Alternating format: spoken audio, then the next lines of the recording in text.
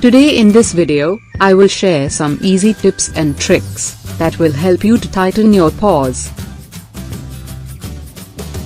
Let's start with step number 1, which is to clean your face properly. If you do not keep your pores clean, dust and oil that is inside your pores will get oxidized, and they will start to look black. Clogged pores can result in acne, blackheads and whiteheads too. To make your own face wash, take half spoon of neem powder and half spoon of basil leaves powder in a bowl. In this add half spoon of water, mix and your cleanser is ready. First rinse your face with lukewarm water, and then massage this paste all over your face. Leave it on for 4 to 5 minutes, and after that rinse your face with plain water.